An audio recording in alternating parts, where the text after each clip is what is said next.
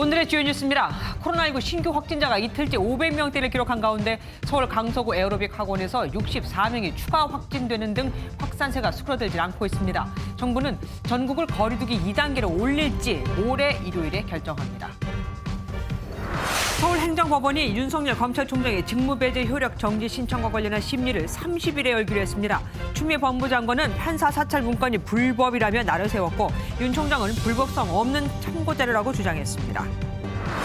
국가정보원이 북한 김정은 위원장이 환율 급락에 책임을 물어 거물 환전상을 처형했다고 밝혔습니다.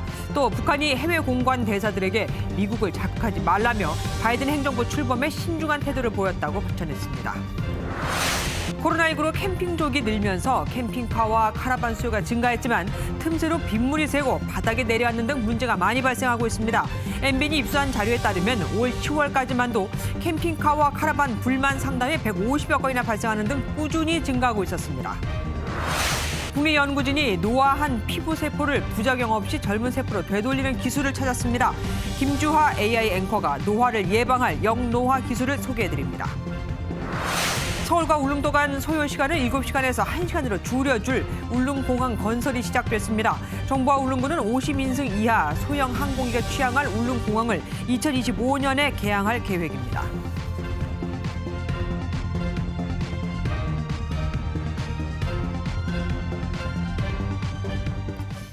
1차 대유행 이후 처음으로 신규 확진자가 이틀 연속 500명대를 기록했습니다. 정부는 이러다간 하루 1000명까지도 감염자가 늘어날 수 있다고 경고했고 전국 2단계 격상 여부를 내일 모레 그러니까 일요일에 결정하기로 했습니다. 먼저 이혁준 기자가 보도합니다. 신규 확진자가 연일 500명대를 넘어서자 정세균 총리는 3차 대유행이 본격화하고 있다며 거리두기 준수를 당부했습니다. 이러한 확산세를 지금 막지 못한다면 하루 1,000명까지 확진자가 늘어날 거라는 전문가들의 우려가 현실이 될 수도 있습니다. 신규 확진자 569명 가운데 서울과 인천, 경기를 포함한 수도권은 346명으로 60%가 넘습니다. 최근 일주일 하루 평균 확진자로 따져보면 수도권을 제외한 지역은 거리두기 2단계 기준에 못 미치지만 확산 속도가 너무 빠릅니다. 방역당국은 조만간 수도권과 각 권역에 대한 거리두기를 강화할지 결정합니다.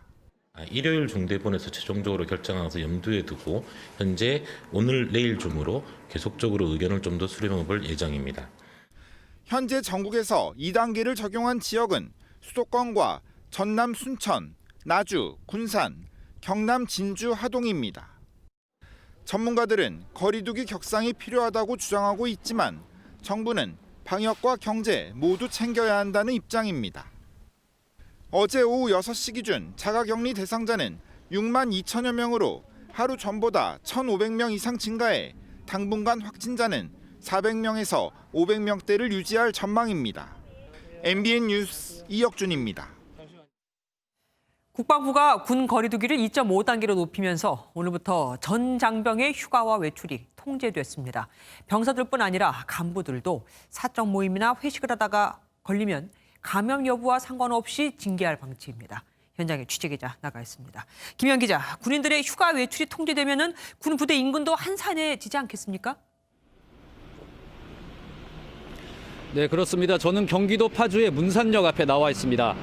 이곳은 군부대와 가까워서 평소에는 휴가와 외출을 나온 군인들로 붐비는 곳인데요.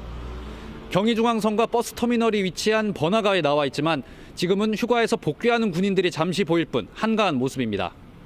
국방부는 군내 거리두기 단계를 2.5단계로 높이고 다음 달 7일까지 장병들의 휴가 외출을 통제하기로 했습니다. 코로나19 확산 이후 장병 휴가가 통제된 건 이번이 4번째입니다. 주로 군인들을 상대로 장사하는 이곳 상인들은 지금과 같은 상태가 지속되면 폐업을 고민할 수밖에 없다며 우려하고 있습니다. 여긴 군사지역이니까. 그런데 안 다니셔요, 다들. 군인은 만나보기 어렵지. 진짜 힘들어요. 나 그래서 오늘부터 문을 닫을까 해요. 군내 거리두기 2.5단계 시행으로 병사뿐 아니라 간부들도 사적 모임과 회식 참여가 금지됩니다. 국방부는 이를 어길 경우 감염 여부와 상관없이 무거운 징계를 내리겠다고 밝혔습니다. 오늘 군 코로나19 추가 확진자는 5명으로 비교적 적었지만 육군의 교육훈련 시설인 상무대에서 장교 1명이 감염되는 등 추가 감염이 계속되고 있습니다. 지금까지 경기도 파주에서 MBN 뉴스 김현입니다. 오늘 밤부터는 서울 지하철 운행도 감축됩니다. 모임을 자제하고 빨리 귀가를 해달라 이건데 이래도 코로나 확산자가 줄지 않으면 아예 막차 시간도 당길 거라고 합니다. 주말을 앞둔 금요일 지금 저녁 퇴근 상황 살펴보겠습니다. 강수영 기자, 지하철 영업이죠? 아니네요. 네, 저는 지금 서울 지하철 2호선 을지로 입구역에 나와 있습니다. 평소라면 약속 장소로 향하는 많은 직장인들로 붐빌 시간이지만 보시는 것처럼 비교적 한산한 모습입니다. 서울시 코로나19 확진자가 연일 200명을 넘으며 많은 분들이 사회적 거리두기에 동참하는 분위기입니다. 사실 3차 유행이 시작되기 전까진 거리두기가 조금 느슨해진 모습이었습니다. 저녁 모임이 늘면서 11월 야간 지하철 혼잡도는 3월보다 5배 넘게 증가했습니다. 결국 서울시는 모임을 자제해달라고 당부하며 오늘 오후 10시부터 지하철 운행을 줄이겠다고 밝혔습니다. 서울시내 야간 지하철 운행이 207회에서 164회로 20% 줄 예정인데 배차 간격은 2분에서 3분 정도 늘어납니다. 첫 차부터 오후 10시까지는 평소처럼 운행되고 주말은 야간에도 대부분 정상적으로 운행됩니다. 1,4호선 등 코레일이 운영하는 일부 노선은 평소보다 운행 종료 시간이 10에서 20분 단축됩니다. 앞서 버스는 지난 24일부터 운행을 줄였는데 전주 대비 승객 수가 36% 정도 줄어든 효과를 보았습니다. 서울시는 확산세가 줄지 않으면 전 노선의 막차 시간을 11시로 1시간 앞당길 방침입니다. 지금까지 서울 을지로 입구역에서 MBN 뉴스 강세현입니다. 3차 대유행의 중심에 있는 서울에서는 이틀째 200명대의 신규 확진자가 나왔습니다. 강서구 에어로빅 학원 외에도 소모임과 실내 체육시설에서 또 집단 감염이 발생했습니다. 권영범 기자가 보도합니다. 서울 강서구 선별진료소 앞에 코로나19 검사를 받으러 온 사람들이 순서를 기다립니다. 인근 에어로빅 학원과 관련해 64명의 신규 확진자가 나와 누적 확진자는 2배 늘어난 131명에 달했습니다. 에어로빅 학원에 근처에 사는데 거기에 확진자가 많이 나왔다고 해서 걱정이 많이 됩니다. 역학조사에서 이곳은 마스크 착용 등 방역 수칙은 잘 준수한 것으로 나타났는데요. 하지만 보시는 것처럼 지하라서 환기가 어렵고 밀폐된 공간에서 여러 사람이 격렬한 운동을 하다 보니 감염 확산을 막진 못했습니다. 휴대전화 앱을 통한 소모임과 실내 체육시설 등에서도 무더기로 확진자가 나왔습니다. 서울 관악구 주민이 지난 25일 확진된 뒤 소모임의 지인 등 15명이 잇따라 감염됐고 중랑구 실내 체육시설에선 이용자 2명이 최초로 확진된 데 이어 총 13명이 확진 판정을 받았습니다. 서울시 전체 신규 확진자 수는 204명으로 이틀째 200명대를 기록했습니다. 밀폐, 밀집, 밀접 3mm 발생할 수 있는 모든 상황, 또한 실내 체육시설 이용, 다양한 소모임 등을 자제해 주시기를 당부드립니다. 서울시는 연말까지 젊은 층이 모이는 번화가와 유흥시설, 대학가 주변 음식점의 방역 점검을 더욱 강화하기로 했습니다. MBN 뉴스 권용범입니다. 4월 전부터 확진자가 나온 충남 공주시의 요양병원에선 한꺼번에 21명의 확진자가 더 발견됐습니다. 격리 해제 직전이었던 전남대병원에서는 또 8명의 확진 판정을 받았습니다. 노승환 기자가 보도합니다. 충남 공주 요양병원은 지난 24일 무더기로 확진자가 나온 후 25일에는 확진자가 없었습니다. 하지만 동일 집단 격리 상태에서 불과 하루 만에 무려 21명의 추가 확진자가 나왔습니다. 환자와 간호사, 간병인 등으로 대부분 별다른 증상이 없었다고 전해집니다. 감염 원인은 아직 정확하게 나온 건 없고 잠복기에 있던 게 이제 증세가 발현이 돼서 검사를 해보니 공주시는 추가 감염을 막으려고 병원 내 확진자 중 경증 환자들을 외부 시설로 옮기기로 했습니다. 광주 전남대병원에서도 감염이 계속되고 있습니다.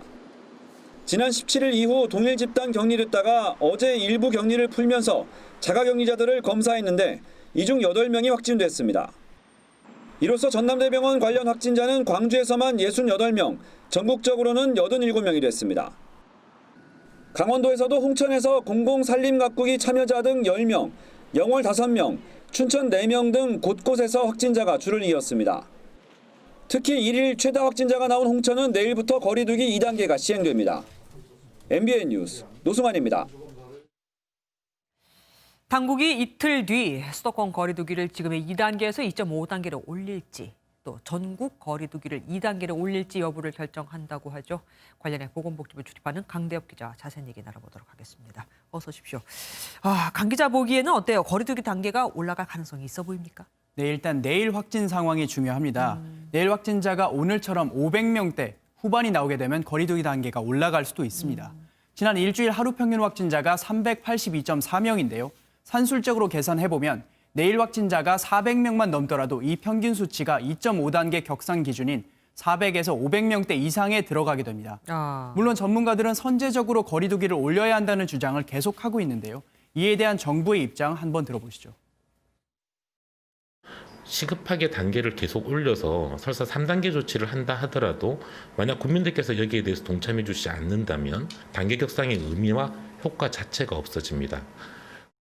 네, 경제적으로 힘든 소상공인이나 자영업자들이 오히려 반발해서 악영향이 나타날 수도 있다는 건데 방역과 경제 두 가지를 모두 챙겨야 한다는 고심이 담겨 있는 겁니다. 만약에 수도권의 경우 지금 2단계잖아요. 네. 2.5단계로 올리면 지금하고 또 뭐가 달라지게 됩니까? 네, 우리 일상에서 가장 먼저 와닿는 것부터 설명을 드리면요. 네. 식당과 카페는 2단계와 똑같이 포장과 배달만 허용되지만 노래방은 아예 이용할 수 없게 됩니다. 유흥시설처럼 집합금지 조치가 내려지는 건데요. 헬스장 같은 실내 체육시설도 운영이 안 되고 결혼식, 장례식 인원은 100명 미만에서 50명 미만으로 더 제한됩니다. 또 학원, 영화관, PC방 등은 밤 9시 이후 문을 닫아야 합니다. 스포츠 경기는 아예 무관중으로 진행되고 종교 활동은 20명 이내만 참여 가능합니다. 다만 어린이집과 유치원 같은 돌봄 시설은 2.5단계까지 계속 운영이 됩니다. 네, 이번엔 마스크 이야기를 좀 해볼게요. 네. 당진시에서 한 공무원이 마스크와 관련해서 징계를 당하게 생겼다는데 이건 무슨 얘기입니까? 네, 지난 20일에 있었던 일인데요. 충남 당진시의 공무원 A씨가 이 턱스크를 한 상태로 한 커피숍을 찾았습니다. 주인은 당연히 마스크를 제대로 써달라고 요구했는데요. 문제는 이 공무원이 마스크를 제대로 써야 한다는 내용의 공문을 가져오라고 화를 냈다는 겁니다. 예. 네, 주인은 당황할 수밖에 없었겠죠. 논란이 커지자 당진시는 CCTV를 살펴보고 공무원 A씨의 행동의 잘잘못을 따지겠다고 했는데요. 결국 오늘 행정안전부까지 나서서 이 공무원에 대한 감찰에 착수했다고 합니다. 마스크 제대로 안 쓰다가 감찰까지 받게 생겼습니다. 네. 솔선수범해야 할 공무원인데 말이죠. 마스크 착용의 중요성을 알려주는 사례가 또 나왔더라고요. 네, 서울 구로구의 한 병원에서 있었던 일인데요. 여기서 확진자가 1명 나와서 39명이 접촉자로 분류됐습니다. 그런데 마스크 착용이 미흡했던 환자 4명은 감염이 됐지만 반대로 계속 착용했던 의료진 17명은 모두 확진되지 않았습니다. 또 다른 한 가지 사례로 경남 하동군 중학교 관련 확진자가 29명이 나왔는데요. 증상이 가장 빨랐던 학원교사 A씨의 동선을 분석해봤더니 창원의 한 확진자와 1m 정도 거리를 스쳐 지나간 걸로 확인됐습니다. 스쳐 지나갔다고요? 네. 그런데 문제는 이 A씨가 접촉한 창원 확진자, 이분이 마스크를 쓰지 않았다는 거죠. 네. 이런 잠시의 부주의가 이런 집단 감염을 야기하게 된 겁니다. 네. 이런 사례를 보더라도 마스크 착용의 중요성은 아무리 강조해도 지나치지 않은 것 같습니다. 지금 또 재난지원금과 관련한 얘기 많이 나오고 있잖아요. 네. 3차 재난지원금과 관련해서 여론조사 결과가 나왔던데요. 네, 한국갤럽이 전국 성인 1000명에게 물었더니 지급을 찬성한 사람이 72%였습니다. 조금 세분화해서 설명드리면 선별 지급이 41%로 전 국민에게 줘야 한다는 응답 31%보다 10%포인트 많았습니다. 지난 2차 때의 조사와 비교를 해보면요. 선별과 전 국민 지급 의견 모두 줄었고 그와 반대로 반대 의견은 4%포인트 늘어난 걸 볼 수 있습니다. 오히려 받지 않겠다, 주지 말자가 더 늘어났군요. 알겠습니다. 여기까지 듣겠습니다. 고맙습니다.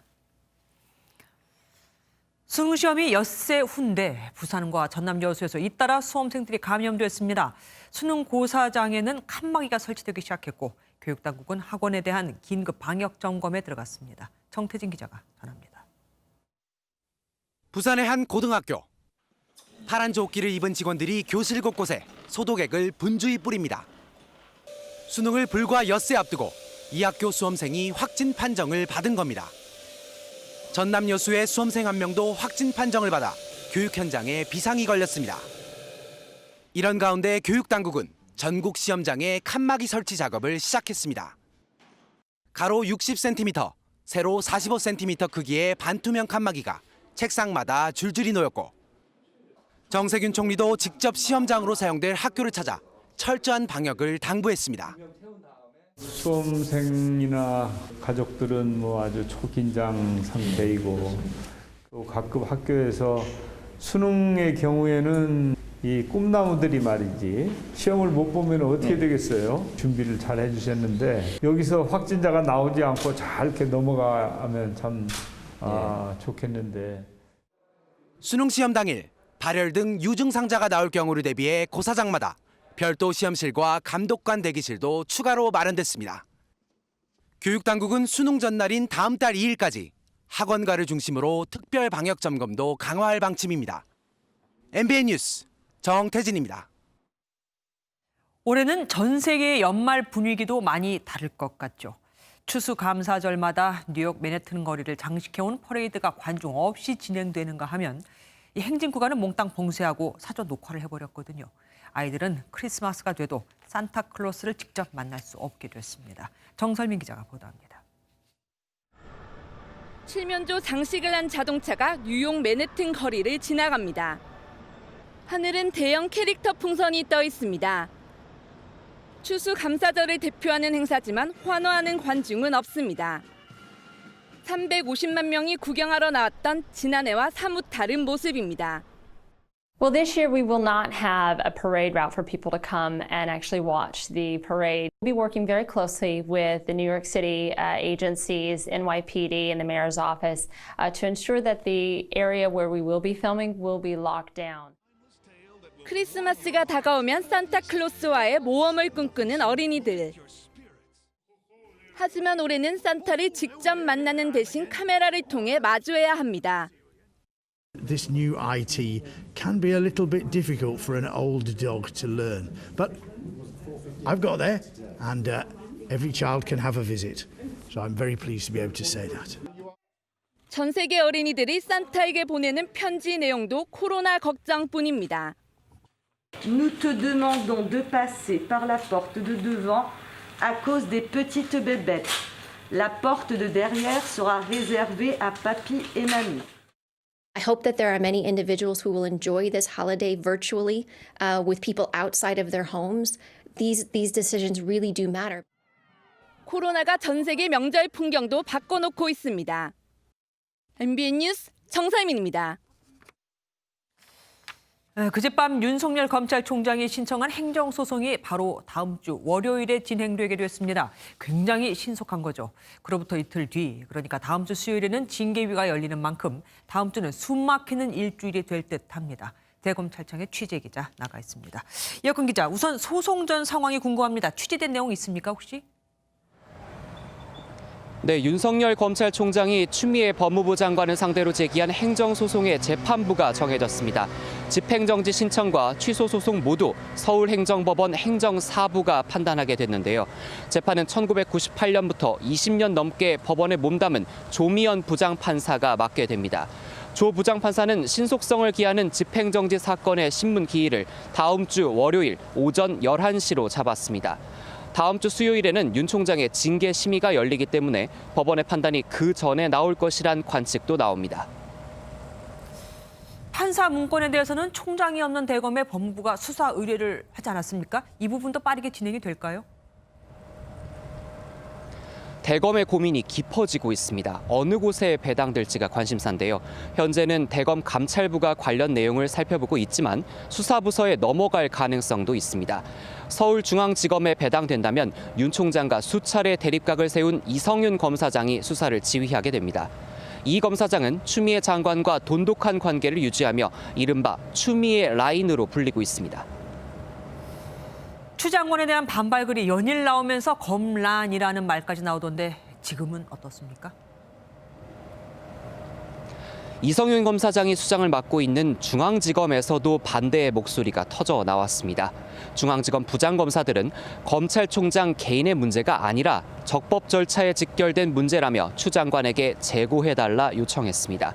여기에 추 장관 직속이라고 볼 수 있는 법무부 검찰국의 평검사들도 절차적 위법성이 많다고 항의의 뜻을 표한 것으로 전해졌습니다. 검찰을 떠난 전직 검사장들도 목소리를 냈는데요. 이들은 검찰의 중립성과 독립성을 무시하는 위법한 조치라고 추 장관을 비판했습니다. 추 장관과 윤 총장의 갈등은 다음 주에 최정점에 달할 것으로 보입니다. 지금까지 대검찰청에서 MBN 뉴스 이혁근입니다. 사실상 전국의 모든 검사들이 반발하고 있지만 추미애 장관은 물러서지 않고 징계 절차를 계속 밟아 나가겠다고 밝혔습니다. 사실상 이들의 요청을 거부한 겁니다. 최대 쟁점인 판사 사찰 의혹에 대해서는 과거 권위주의 정권 시절이 떠오른다며 오히려 압박 수위를 더 높였는데 일단 잡아놓고 증거 조작해 간첩 만들던 그 독재 시절 공안 수사와 뭐가 다르냐는 불만도 터져나오고 있습니다. 서영수 기자가 보도합니다. 추미애 법무부 장관은 판사 사찰의 심각성을 재차 강조하며 직무배제 처분을 철회할 뜻이 없음을 분명히 했습니다. 해당 문건은 판사에게 이념적 낙인을 찍고 모욕적 인격을 부여한 사찰 문서라며 과거 권위주의 정권 시절의 불법 사찰과 차이가 없다고 강도 높게 공격했습니다. 추 장관은 검사들의 거센 반발에 대해 수장의 갑작스러운 공백에 대한 상실감과 검찰 조직을 아끼는 마음에 기반하고 있다고 생각하며 충분히 이해한다고 밝혔습니다.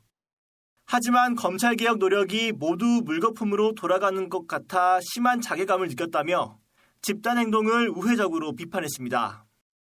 이에 따라 다음 달 2일로 예정된 검사징계위원회는 예정대로 열릴 가능성이 커졌습니다. 다만 법무부 감찰위원회가 징계위 하루 전에 열릴 것으로 전해지면서 변수로 작용할 수 있다는 관측이 나옵니다. 법조계에서는 외부 인사가 많은 감찰위에서 윤 총장에 대한 징계가 부당했다는 의견을 내면 추 장관이 징계를 강행하는 데 정치적 부담이 커질 수밖에 없을 것으로 보고 있습니다. MBN 뉴스 서영수입니다. 윤석열 검찰총장은 수사 의뢰된 판사 사찰 의혹에 대해 불법성이 없으며 직권남용죄도 성립하지 않는다고 주장했습니다. 또 재판부 특성을 파악하는 건 재판 매뉴얼에도 나와 있는 거라며 업무상 작성된 거라고 재차 강조했습니다. 임성재 기자가 보도합니다. 윤석열 검찰총장은 법무부 수사 의뢰로 이어진 판사 사찰 의혹에 대해 불법성이 없다며 적극 반박했습니다. 윤 총장 측은 입장문을 통해 서울고검의 공판 업무 매뉴얼에도 재판부별 특성을 파악해 적절히 대처해야 한다는 내용이 있다며 업무상 문건일 뿐이라고 설명했습니다. 또 법무부 주장대로 직권남용 권리행사 방해 혐의가 성립하기 위해선 대상자인 판사에게 불이익을 주려는 목적이 있어야 하는데 해당 문건은 원활한 재판 진행을 위한 업무 참고 자료로 인사 직후 일회성으로 작성된 것일 뿐이라고 설명했습니다. 이와 함께 윤 총장은 다음 달 2일로 예정된 법무부 징계심의 전 징계 기록을 볼 수 있게 해달라고 열람 등사 신청을 했습니다. 윤 총장 측은 징계 청구 이전에 혐의에 대해 알려준 바 없다며 방어권 행사를 위해선 징계 사유와 근거를 사전에 확인할 필요가 있다고 주장했습니다. 한편 윤 총장은 법무부 징계심의와 앞서 오는 30일로 예정된 집행정지신문기일에 직접 나갈지 여부를 고심 중인 것으로 전해졌습니다. MBN 뉴스 임성재입니다. 국민의힘 등 범야권 의원 110명이 국정조사 요구서를 제출했습니다. 윤석열, 추미애 모두에 대해서 하자면서요. 하지만 먼저 이 국정조사를 요구했던 더불어민주당은 윤 총장의 재판부 불법 사찰 수사가 먼저라고 맞섰습니다. 윤 총장에게 공개적으로 말할 자리를 주고 싶지 않은 거죠. 신재우 기자가 보도합니다. 국민의힘 의원 103명을 포함해 범야권 의원 110명이 추미애 법무부 장관의 윤석열 검찰총장 직무 배제에 대한 국정조사가 필요하다며 국회에 정식 요청했습니다. 이낙연 당대표를 더 이상 식물 당대표로 만드지 마시고 이낙연 대표의 제안대로 국정조사에 즉각 임해주시기 바랍니다. 국민의힘 초선 의원들은 청와대로 향했습니다. 앞서 주호영 원내대표는 추 장관을 광인에 비유하며 비난 수위를 높이기도 했습니다. 추미애 장관이 광인 전략을 구사하고 있다고 봤는데 이쯤 되면 광인 전략인지 광인인지 저도 지금 헷갈리는 지경이 되었습니다. 반면 더불어민주당 지도부는 윤석열 총장의 재판부 불법 사찰 의혹 규명이 먼저란 뜻을 분명히 했습니다. 법무부 감찰과 검찰 수사를 지켜보고 그 결과를 토대로 국회는 국회의 책임을 다해야 합니다. 재판부의 이 사찰 문건들이 언제든지 수사 자료로 활용될 수 있다.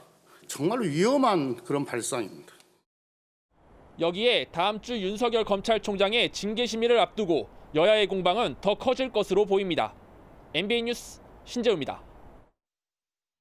아파트 18층에서 뛰어내린 30대 남성이 차량 썬루프에 떨어져 목숨을 건졌습니다. 차량 지붕은 움푹 들어가고 유리창은 산산조각 난 만큼 충격이 컸지만 운전석과 조수석 사이에 떨어진 이 남성은 무사했죠. 사실 차량에 세워진 곳은 주차 구역도 아니었습니다. 강세훈 기자가 보도합니다. 전북 정읍의 한 아파트입니다. 30대로 보이는 남성이 들어와 곧장 엘리베이터를 탑니다. 초조한 듯 손에 든 음료수를 마시더니 18층에서 내립니다. 그리고 1시간 뒤 경찰과 구급차가 아파트로 들어옵니다. 남성이 18층 계단 복도에서 뛰어내린 겁니다. 고치에서 뭐가 떨어진 소리가 크게 났죠. 그다음에 나가 보니까 사람이 떨어진 건 보지 못했고 정면 쪽으로 떨어져가지고. 다행히 남성은 차량 썬루프 위로 떨어졌습니다. 허리 등을 크게 다쳤지만 생명에는 지장이 없는 것으로 알려졌습니다. 차량은 주차장이 이미 만차였는지 주차 구역이 아닌 곳에 세워져 있었습니다. 우리 주민 같은 우리가 좀 많은데 우리 주민이 아닌 걸로 지금 파악이 되니까. 18층 계단 복도에는 남성의 소지품이 발견됐습니다. 남성은 술을 마시고 홧김에 뛰어내렸다는 취지로 진술한 것으로 전해졌습니다. 근데 이제 어머니 얘기는 조현병으로 치료받은 사실이 있다는 내용을 얘기를 하는 거만요. 경찰은 남성이 퇴원하는 대로 정확한 사고 경위를 조사할 예정입니다. MBN 뉴스 강세훈입니다. 본격적인 겨울을 앞두고 도심 한복판에 멧돼지가 자주 출몰하고 있습니다. 멧돼지 퇴치를 위한 갖가지 방법도 별 소용이 없습니다. 녹지 공간이 하나둘 개발로 사라지면서 갈 곳이 없어졌거든요. 김명현 기자가 취재했습니다. 대전의 한 아파트 지하실입니다. 엽사가 쏜 총에 멧돼지가 쓰러집니다. 마트는 물론 술집에 들이닥친 멧돼지가 사람을 위협하기도 합니다. 지난해 멧돼지 출몰로 119 구조대가 출동한 횟수는 1년 전보다 2배 이상 늘었습니다. 멧돼지 출몰이 잦은 도심 외곽. 멧돼지 이동로인 산자락 바로 아래 큰 도로가 나 있고 주변 곳곳은 건물들로 빼곡합니다. 도시개발로 녹지 공간이 하나둘씩 사라지면서 멧돼지가 먹이를 찾아 도심으로 향하는 겁니다. 민가 주변에 돼지들이 서식을 굉장히 많이 하고 있어요. 이 먹이 활동 때문에 이 이동 경로를 이용하다 보니까 상황이 이렇다 보니 전국 지자체마다 대규모 포획단을 꾸려 멧돼지 소탕 작전에 나서고 있습니다. 문제는 일부의 경우 해당 지자체 안에서만 멧돼지를 잡을 수 있도록 해 포획에 제약성이 있습니다. 하루에 많게는 수십 킬로미터를 이동하는 멧돼지를 정해진 테두리 안에서만 잡을 수 없다는 겁니다. 그 포획 허가 위반이 되겠죠. 뭐 경계까지 가서 뭐 다른 분한테 뭐 연락을 드리거나 해야겠죠. 해마다 발생하는 총기 오발 사고로 도심에서 함부로 총을 쏠 수도 없습니다. 야산이나 주택가 곳곳에 포획틀을 설치해보지만 멧돼지가 영리해 미끼만 먹고 달아나는 경우가 허다합니다. 점점 잦은 멧돼지의 시민 위협, 여기에 실효성이 없는 퇴치체, 멧돼지의 머리와 움직임을 뛰어넘는 뭔가 새로운 방법이 필요한 시점입니다. MBN 뉴스 김영현입니다. 마을버스는 지하철이나 시내버스가 가지 않는 골목 구석구석을 누비며 동네 주민들의 발 역할을 해주고 있죠. 그런데 최근 더 이상 운행이 어렵다는 현수막이 많이 붙었습니다. 무슨 사연인지 김종민 기자가 취재했습니다. 서울 번동 일대의 좁은 골목길과 비탈길을 오가는 마을버스입니다. 코로나19로 승객이 줄어든 탓에 더 이상 운행이 어렵다는 현수막이 붙었습니다. 강북 지역에서 32년 동안 마을버스 회사를 운영하며 지원금 한 번 받은 적 없는 업체 대표도 더 이상 버티기가 어렵습니다. 운행은 하면 할수록 우리는 계속 적자예요. 우리 은행에서 지금 빌려준 돈이 15억인데 이제 대출도 안 해줘요. 부실업체가 된 거예요. 기사들은 급여를 제때 받지 못하는 데다 버스 운행도 30%나 줄어 고용 불안까지 겹쳤습니다. 한 달에 26일 하던 거를 지금 22일 이 정도뿐이 못하고 있어요. 월급도 지금 2번에 나눠서 주거든요. 그래서 생활이 좀 어렵습니다, 요즘에. 승객은 40%가 줄었는데 고통 분담 차원에서 서울시가 적자 업체에 주는 지원금 상한액을 10% 낮추면서 어려움이 더 커진 겁니다. 마을버스 운송조합은 현재 1,000원인 버스 요금을 350원 올리거나 올해 340억 원인 재정 지원 액수를 늘려야 한다고 주장하지만 서울시는 당장은 어렵다는 입장입니다.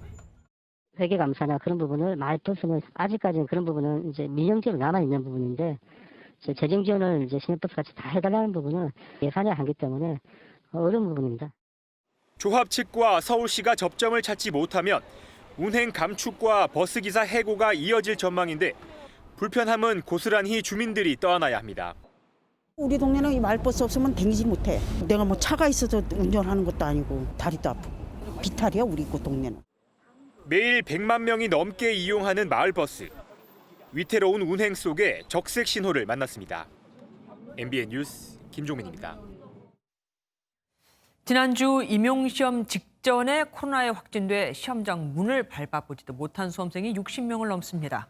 수년간 준비한 시험을 치르지도 못하게 된 거죠. 심지어 시험을 다 보고 나서 확진이 된 수험생도 있으니 더 억울할 수밖에 없습니다. 피해 수험생들의 목소리를 정태훈 기자가 들어봤습니다. 임용고시 5년차 최모 씨는 올해 절치부심의 마음으로 시험을 준비했지만 정작 시험장 대신 가야 했던 곳은 격리시설이었습니다. 시험 며칠 전 수업을 듣던 학원에서 무더기 확진이 나왔고 덩달아 당일 새벽 확진 판정을 받게 된 겁니다. 토요일 새벽 1시 40분에 확진 판정을 받았고요. 나는 확진이 걸려도 간다 이 마음이었는데 막상 이게 걸리고 나니까 너무 이제 망연자실 돼갖고 그런 힘도 안 나고. 믿기지 않는 현재 상황이 내 잘못만은 아닌 것 같아 억울하기만 합니다.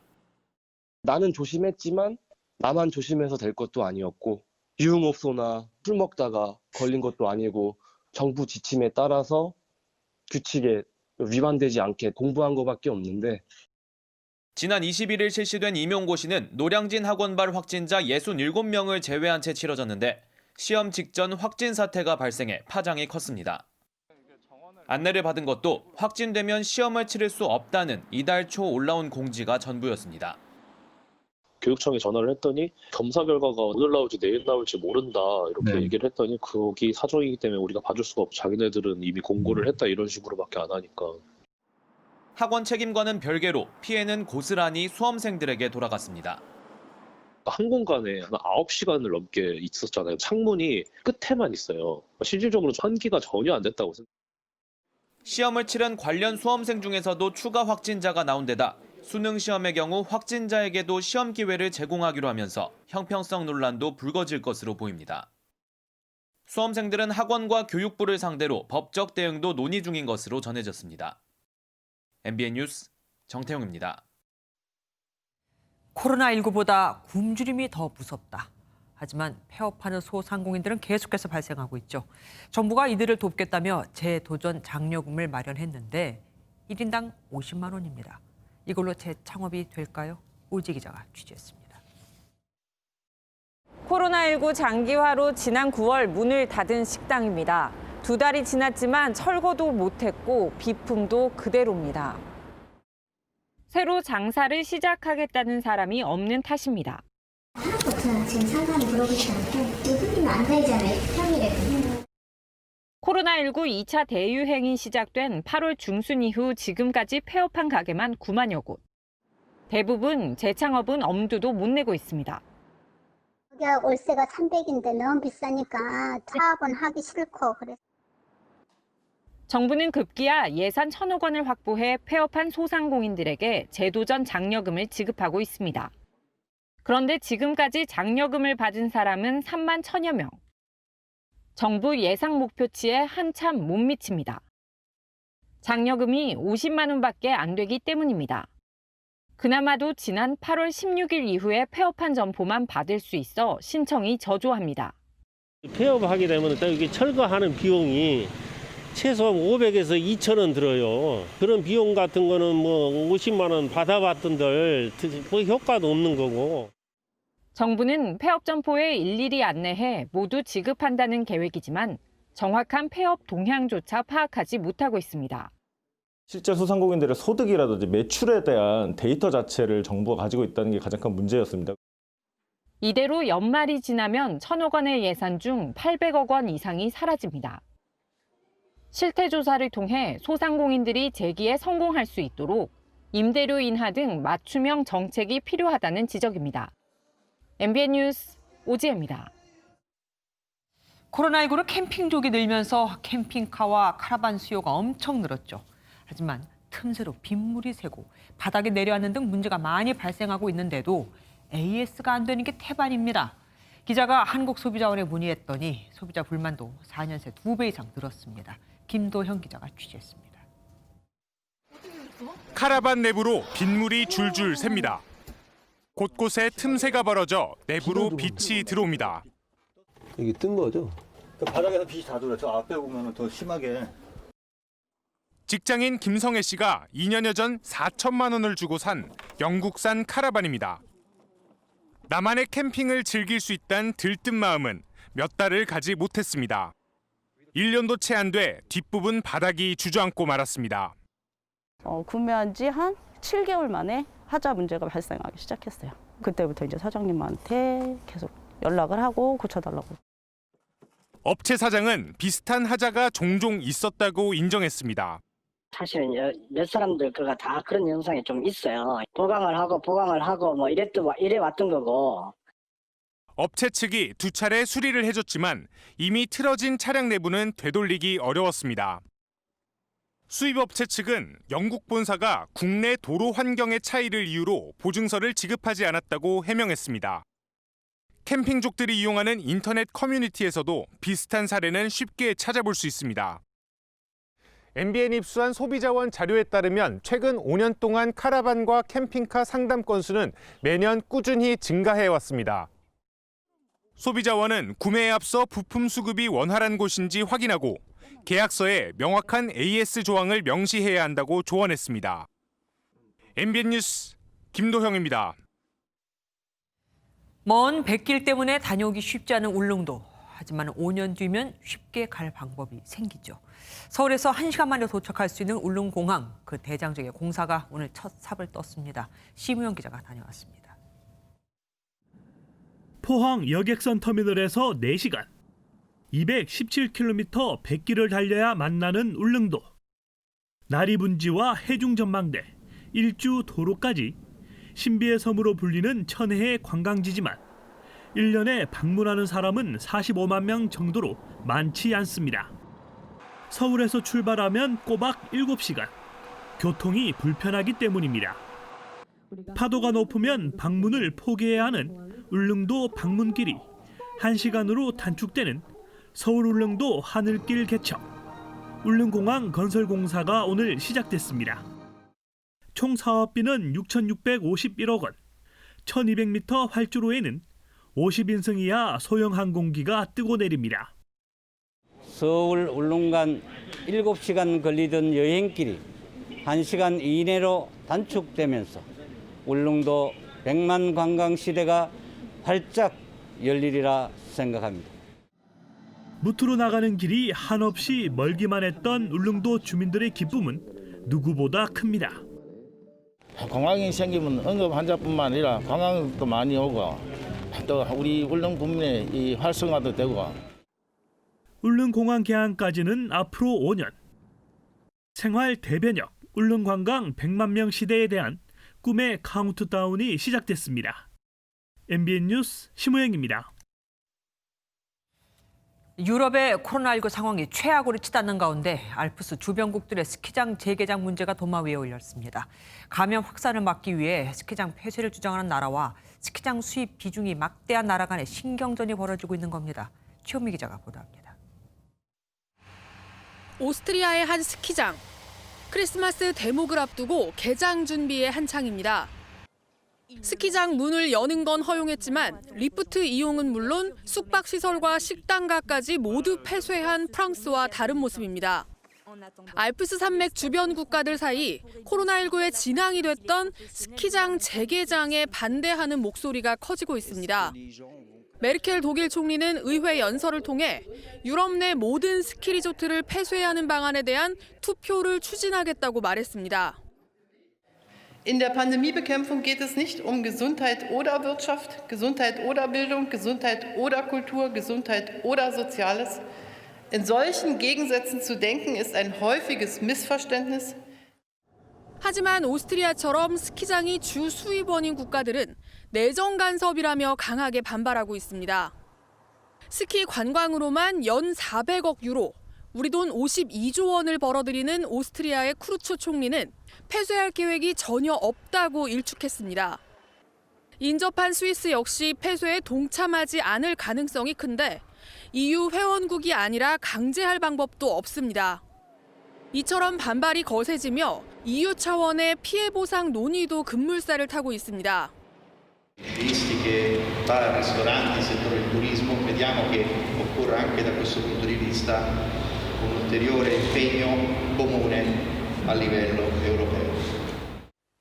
오스트리아가 요구하는 보상 금액이 최소 20억 유로, 우리 돈으로 2조 6천억 원에 달하는 만큼 합의점을 찾기까진 진통이 예상됩니다.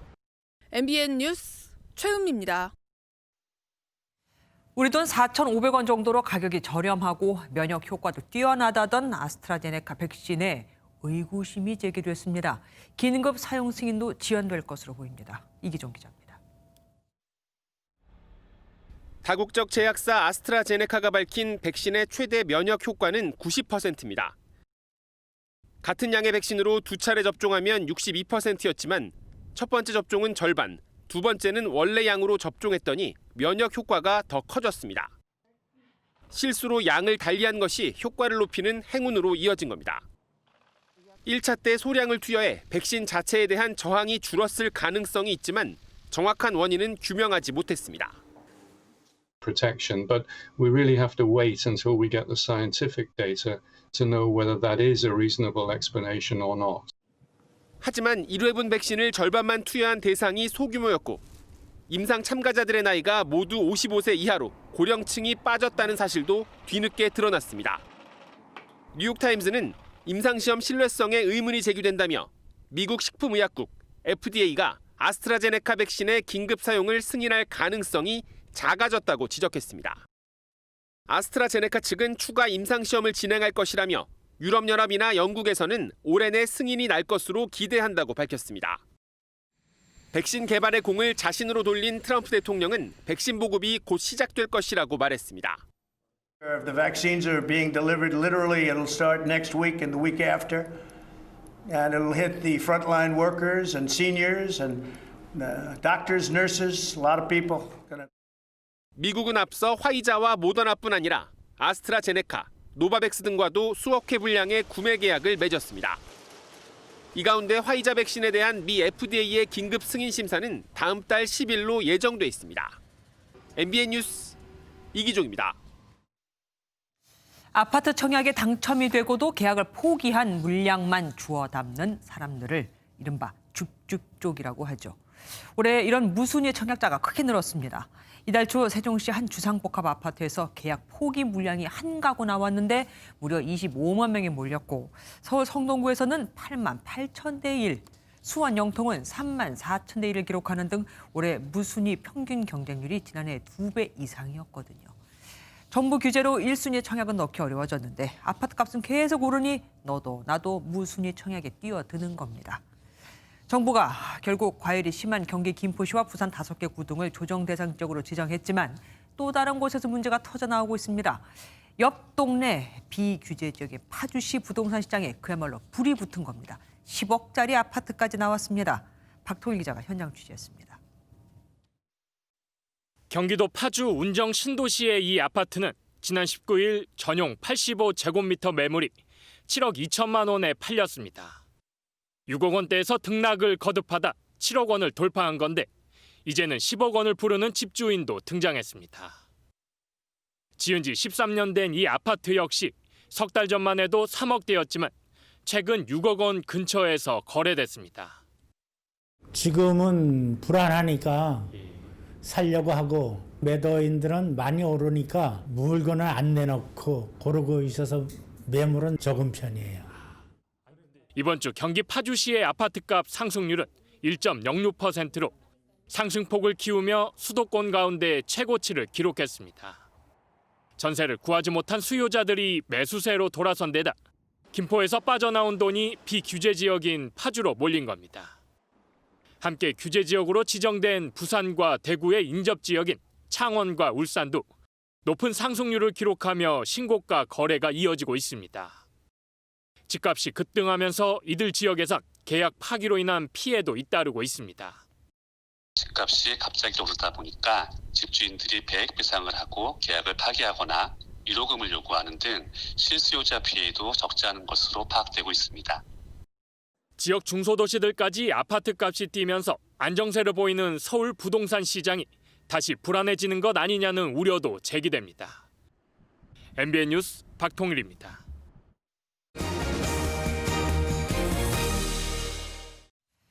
젊음을 오래도록 유지하고 싶은 건 오래전부터 인류의 꿈이죠. 그런데 국내 연구진이 노화한 피부를 젊게 되돌리는 기술을 개발해냈습니다. 드디어 불로초가 발견되는 걸까요? AI 앵커가 직접 설명해 드립니다. 안녕하세요. AI 앵커입니다. 하루가 다르게 드러나는 주름에 신경 쓰인 적 많으신가요? AI인 저는 영원히 늙지 않지만 노화는 인간의 최대적입니다.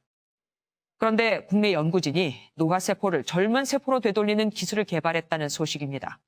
노화를 유발하는 단백질 PDK1 인자를 찾아내 이 단백질의 활동을 억제했더니 피부에 탄력을 주는 콜라겐과 케라틴의 수치가 젊은 세포 수준으로 회복된 겁니다. 사진 속 검은 부분이 노화된 피부세포인데 녹색의 젊은 세포로 변하는 원리입니다. 기존에도 노화를 막는 기술이 있긴 했지만 암을 일으킨다는 부작용이 있었는데 이 단백질은 외부에서 신호를 보낼 때만 분열해 암으로 이어질 가능성이 없습니다. PDK1이라고 하는 스위치는 역노화를 일으킴과 동시에 그런 암세포로 변형될 가능성을 원천적으로 차단시키는. 물론 연구는 아직 초기 단계입니다. 하지만 노화를 되돌릴 수 있는 가능성을 보여줬다는 점에서 의미가 있죠. 선제적으로 노화의 진행을 늦추는 역할을 하는 제품들이 대부분이었고요. 이번 기술을 이미 이제 진행된 노화를 되돌리는 효과. 연구팀은 피부뿐 아니라 근육세포에도 노화를 일으키는 단백질이 있을 것으로 보고 치매 등 노인성 질환 연구도 시작할 예정입니다. 지금까지 AI 김주하였습니다. 북한 김정은 위원장이 코로나 대응 과정에서 기이한 결정들을 잇따라 내리고 있습니다.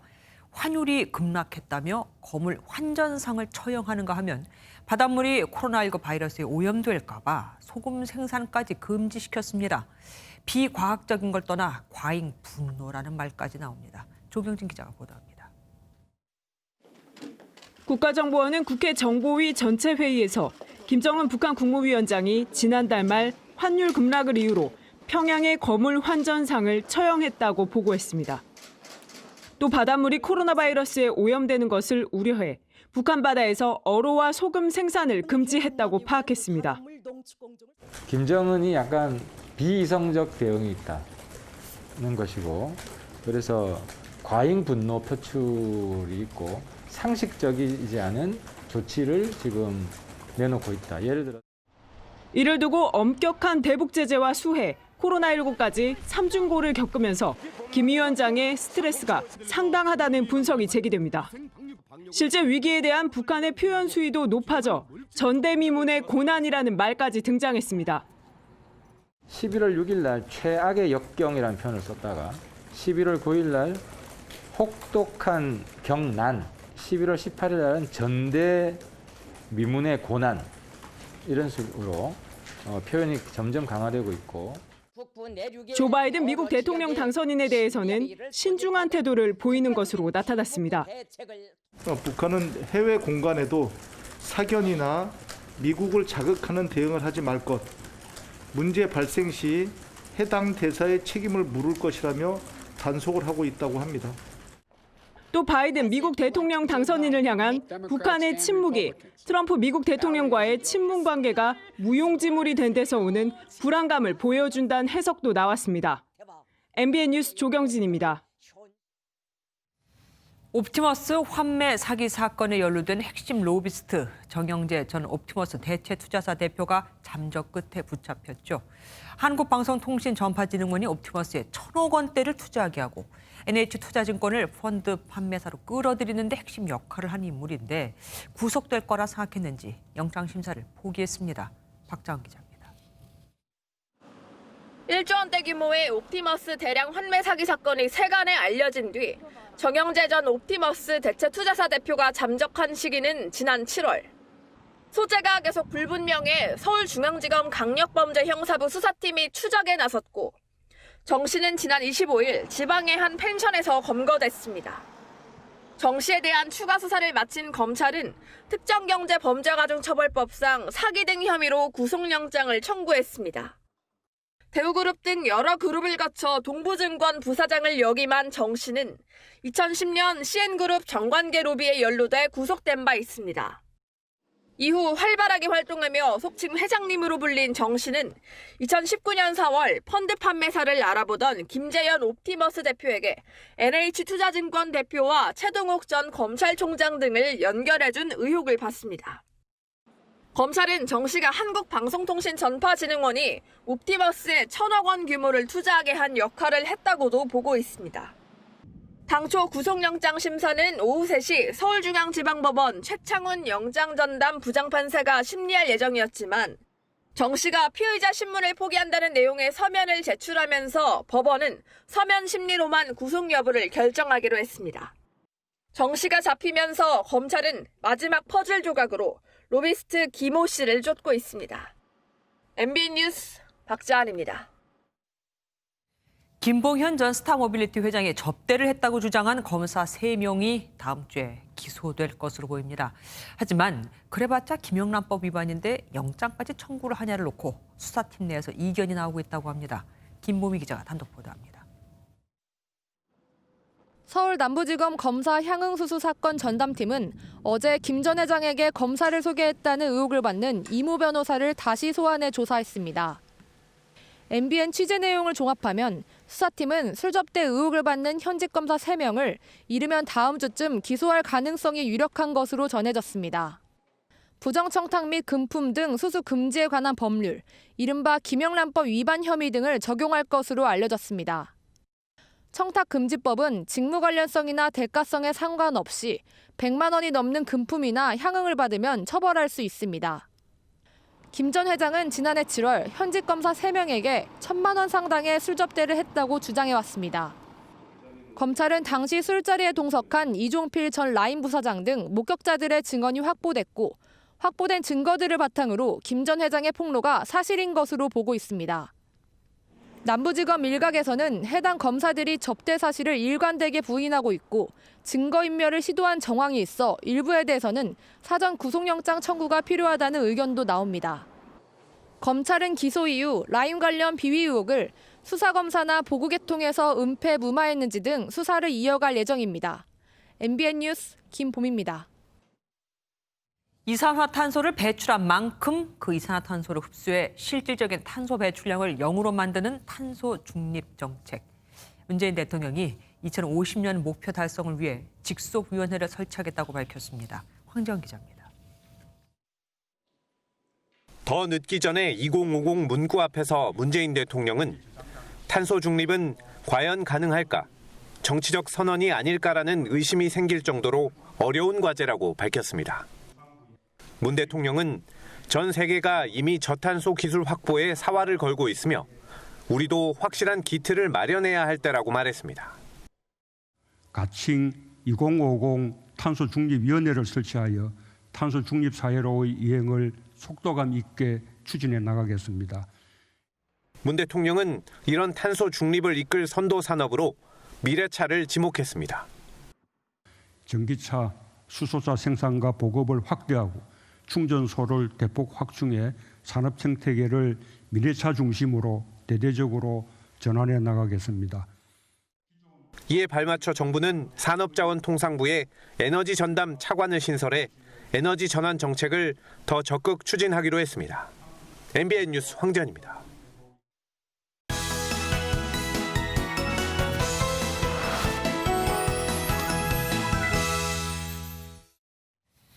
쉬운 말로 우리말로 문화부 이상주 기자와 함께하겠습니다. 어서 오십시오. 오늘은 어떤 말들 갖고 나오셨습니까? 네, 오늘 준비한 첫 번째 단어 셧다운입니다. 이게 원래 국제뉴스에서 자주 나왔던 말인데 코로나 사태 때문인지 우리나라에서도 지금 많이들 쓰고 있어요. 네, 그렇습니다. 먼저 셧다운이라는 말의 뜻은 간단하게 말해 일시적으로 부분적인 업무를 정지하는 걸 말합니다. 네. 이전엔 주로 미국 의회에서 새 예산안 합의에 실패해 대부분의 공무가 정지된 셧다운에 들어갔다는 뉴스로 들어보셨을 텐데요. 네네. 최근엔 국내 상황에도 많이 쓰이고 있습니다.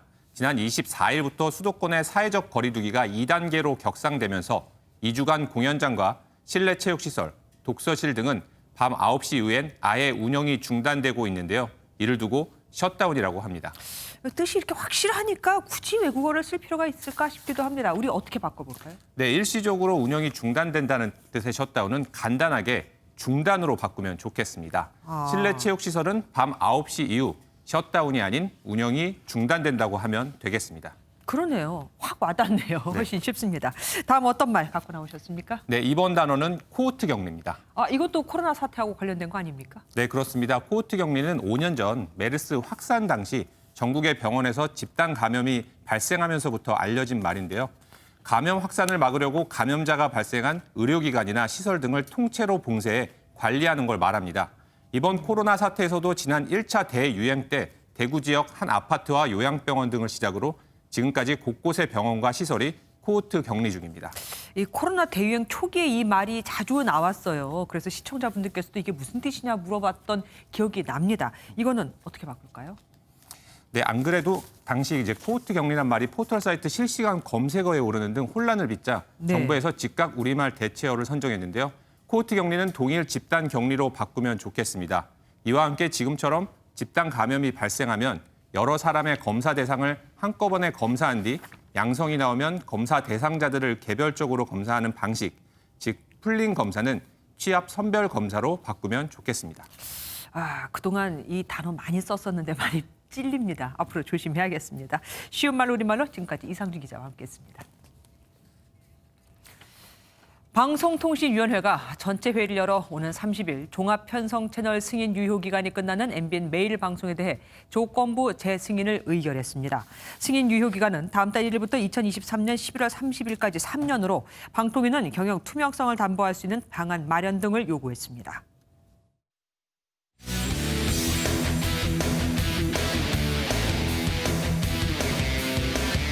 스포츠였습니다. 프로야구 한화 이글스가 구단 역사상 최초로 메이저리그 코치 출신 외국인 감독을 선임했습니다. LG와 SK도 최근 프랜차이즈 출신 감독을 앉히는 등 다음 시즌 준비에 본격 돌입했습니다. 전남주 기자가 보도합니다. 올 시즌 18연패에 빠지며 산미 슈퍼스타즈가 세웠던 최다 연패 기록과 타이를 이뤘던 한화 이글스. 팀 성적 부진에 책임을 지고 시즌 도중 한용덕 감독이 사퇴했지만 한화는 100패에 육박하는 처참한 성적을 거두고 시즌을 마감했습니다. 재창단 수준의 변화가 필요했던 한화는 정민철 단장이 미국으로 날아갔고 결국 구단 최초 외국인 사령탑을 선임했습니다.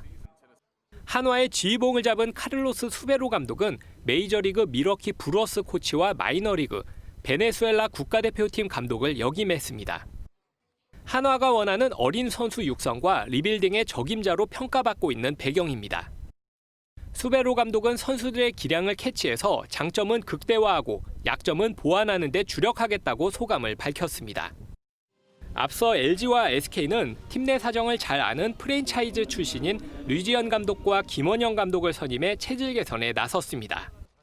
키움의 경우 아직 차기 감독 선임이 마무리되지 않은 가운데 각 팀의 사령탑 세 판 짜기가 내년 시즌 어떤 변화를 가져올지 벌써부터 관심이 쏠리고 있습니다. MBN 뉴스 전남주입니다.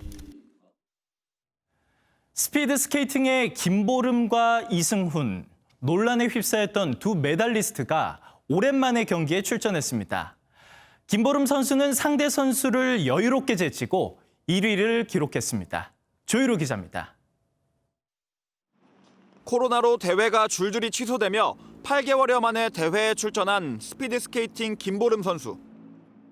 여자 1500m에 출전한 김보름은 유일한 상대인 기에르멘 카테르를 10초 이상 따돌리며 가볍게 1위로 들어왔습니다. 너무 오랜만에 경기를 하기도 했고 그래서 오늘 경기 위주는 좀 시합감을 되찾는 걸 위주로 집중을 하려고 했었는데 2년 전 평창 동계올림픽에서 스피드 스케이팅 매스 스타트 은메달을 기록했던 김보름은 이후 팀 추월 종목에서 왕따 주행 등으로 진실공방의 홍역을 치렀습니다. 이런 시련을 딛고 김보름은 올해 초 열린 동계체전에서 대회 3관왕을 달성하며 기량을 끌어올렸습니다. 이제 시합 하나하나 되게 중요하다고 생각을 하고요. 동계 시즌이 또 시작됐고 그리고 베이징 올림픽도 점점 다가오고 있고 모두 열심히 준비 중이에요. 한편 후배 선수에게 폭행과 가혹행위를 해 징계를 받았다가 2년 9개월 만에 복귀한 이승우는 1500m에서 7위에 머물렀습니다. MBN 뉴스 조유로입니다. 주말 아침 오늘보다 더 추워집니다. 밤사이 기온이 급하강하면서 내일 아침 서울은 영하 4도 선까지 떨어지겠는데요. 곳곳이 올가을 들어 가장 춥겠고 찬바람이 강하게 불면서 체감온도는 더욱 내려가겠습니다. 내일 서울의 아침 기온 4도지만 체감온도는 영하 9도까지 떨어지겠고 대구 한령의 수온주는 영하 7도지만 몸으로 느끼는 기온은 영하 13도. 광주와 대구도 영상권을 보이겠지만 체감 추위는 영하권에 머물겠습니다. 서해안과 제주를 따라서는 내일까지 바람이 매우 강하게 불겠습니다. 그 밖의 지역들에서도 약간 강한 편이라서 추위뿐만 아니라 안전사고에도 유의하셔야겠고요. 영남 해안을 따라서는 건조주의보가 내려져 있어서 대기가 매우 건조하겠습니다. 내일 아침 기온 크게 떨어져 춥겠습니다. 춘천의 아침 최저기온 영하 5도까지 내려가겠고 한낮에도 5도에 머물겠습니다. 내일 남부지방 호남 서해안과 제주에서는 산발적으로 눈이 조금 날리는 곳이 있겠습니다. 제주 산지는 모레 아침까지 눈이 내려 쌓이겠습니다.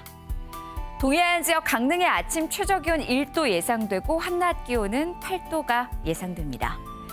당분간 맑은 날씨가 이어지겠고 영하권 추위도 계속되겠습니다. 날씨였습니다. MBN이 선정한 이 한 장의 사진입니다. 코로나19로 엄중한 이 시국에 뉴욕의 한 술집 앞에 줄이 길게 늘어서 있습니다. $50, 우리 돈 약 5만 5천 원을 내면 샴페인 한 잔과 함께 코로나 신속 진단 검사를 받게 해주거든요. 손님의 안전을 지키면서도 자영업자로서 살아남기 위한 아이디어 참 대단하죠. MBN 종합뉴스 여기서 마치겠습니다. 함께해 주신 여러분 고맙습니다.